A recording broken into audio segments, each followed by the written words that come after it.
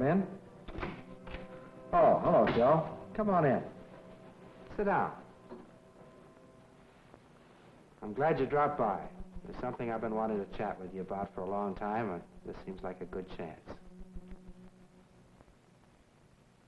Joe, you're preparing yourself for Christian service. Before long, you'll be a minister, maybe an evangelist. In any case, you'll be presenting the claims of Christ to lost men and women. And Joe, that's a terrific responsibility. The thing that I want to talk to you about is just a little bit difficult for me to talk about. I hope you won't misunderstand me.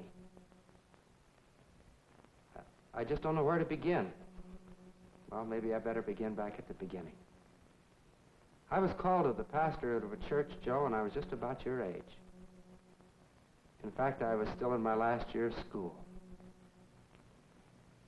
As a young fellow, I was called to go into homes where there was sorrow and suffering, to counsel with people and advise them.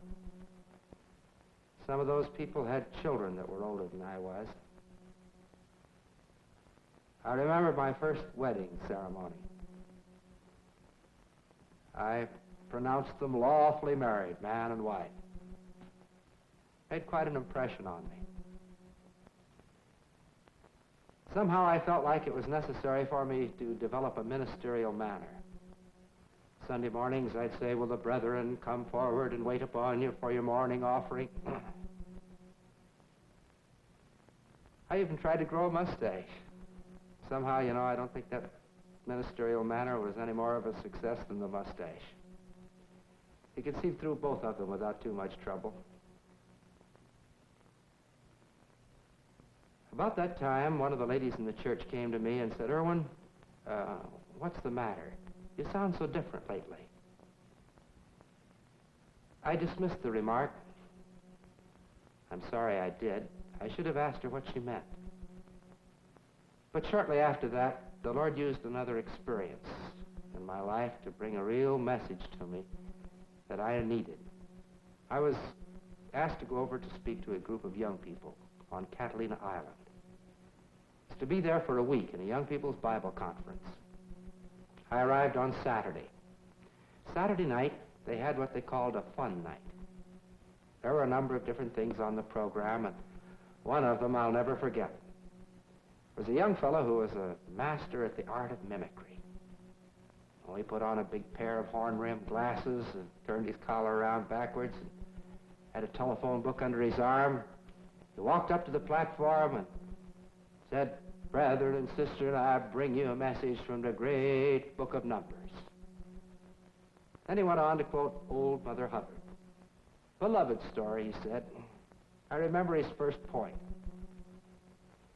He said, "I call your attention in the first place, brethren, to the fact that it was old Mother Hubbard who went to the cupboard. Her face marked with toil and care, hands horny with hard toil through the years. The passing years had crowned her head with a crown of glory." Well, of course, everybody laughed. But I didn't. I didn't think it was funny. He went on also to say that it was not only old Mother Hubbard who went to the cupboard, but it was old Mother Hubbard who went to the cupboard. He said, "Oh, hear me, beloved. It was the sweetest name that tongue can tell. Mother. She had dipped her feet into the icy waters of death to bring forth life. Mother." Oh, more laughter. And I got madder. He went on and on. I remember one of his points was that old Mother Hubbard, though she was old, yes. A mother, yes. But old Mother Hubbard went to the cupboard. Then he said, "Oh, young people, this is precious. Are you wenting?" Well, I wasn't angry. I was just plain mad. And through the long hours of the night that night, I had a chance to think. As I cooled off, I asked myself a question. Was he sacrilegious? Was it my message he was making fun of, or my method? And you know, I think during that night I made one of the most important decisions of my life. Joe, You can't take your job too seriously. That's impossible. But you can take yourself too seriously. I'm afraid that's just what happened to me. I don't often recommend records for people, but I have a recommendation for you, Joe. Would you like to hear it? It's on the hit parade.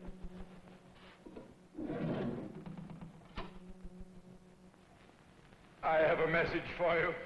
A very sad message. My subject for this evening will be Little Bo Peep. It says here, Little Bo Peep, who was a little girl, has lost her sheep and doesn't know where to find her. Now that's reasonable, isn't it? It's reasonable to assume if little Bo Peep had lost her sheep, it's only natural that she wouldn't know where to find her. You hear that, Joe? They're laughing at us. You know, I don't blame them. It would be funny if it weren't so tragic.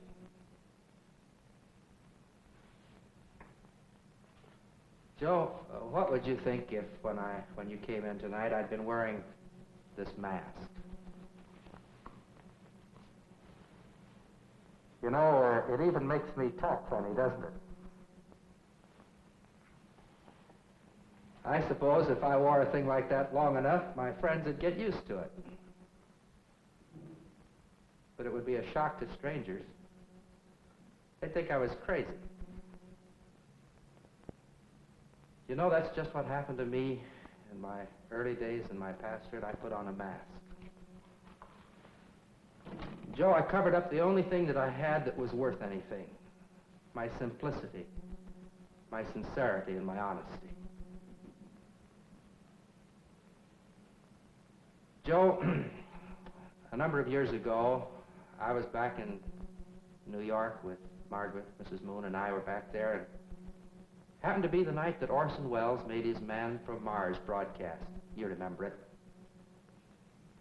Immediately after the broadcast, we went over into New Jersey. The people were terror-stricken. As far away as clear out in Oregon, people packed their belongings and went up into the hills to hide. There was real panic. Now, let's just imagine, for the sake of the argument, that Orson Welles had chosen another method.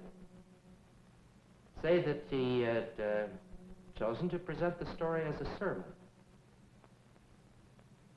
Let us imagine that he had said, "Hear me now, beloved, the men from Mars have landed on yon hill.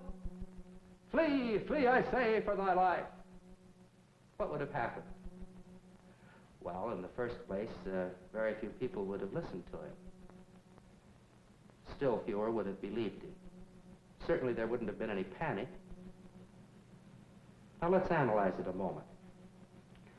The panic was caused by Orson Welles taking fiction, impossible and absurd, and presenting it as fact.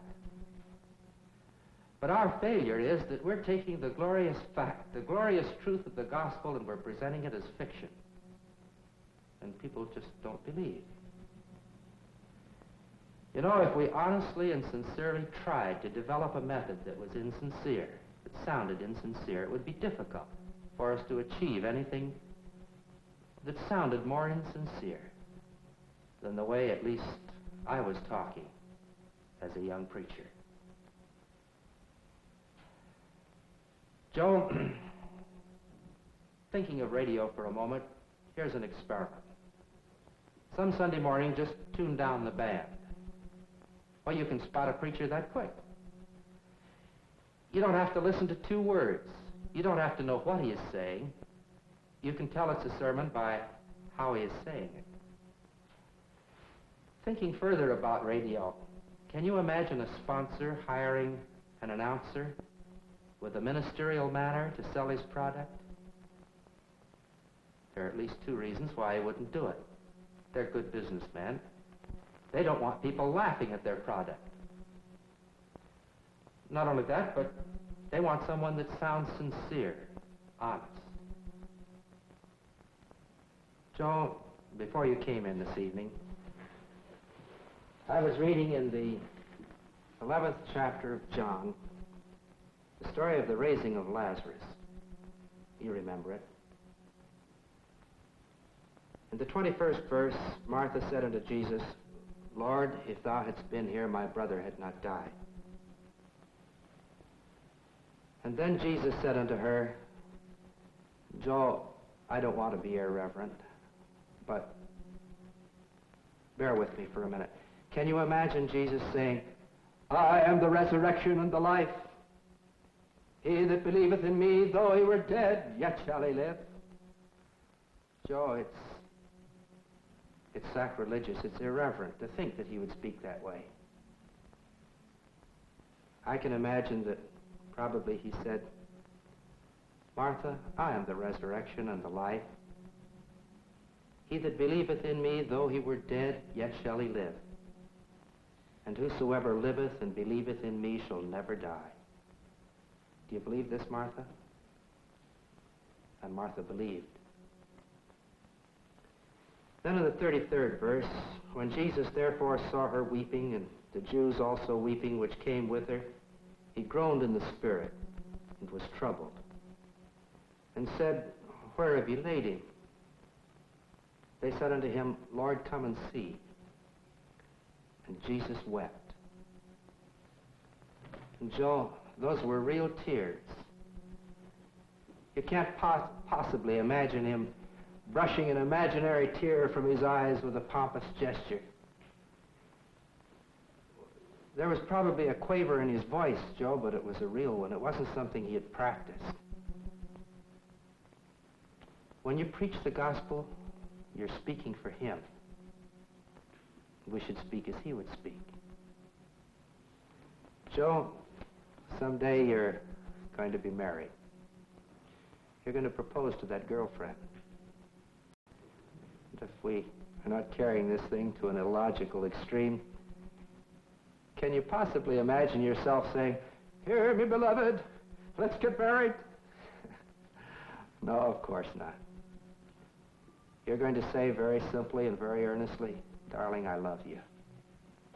Will you marry me? She'll believe you, too.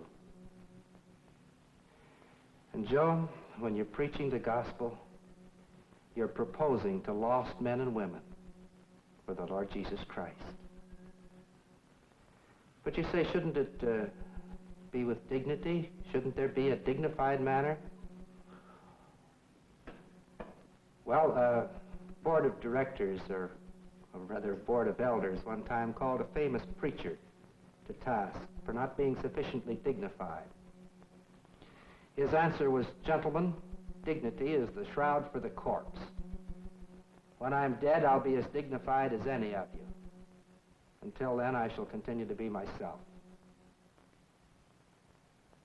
But Joe, there is a real dignity that belongs with the gospel. It's the dignity of simplicity, the dignity of honesty, the dignity of an earnest, simple heart. And it's that which God can bless to the salvation of souls. Let's purpose in our hearts together, Joe, you and I, that when we preach the gospel, when we speak for him, by his help, we'll speak as we think he would speak.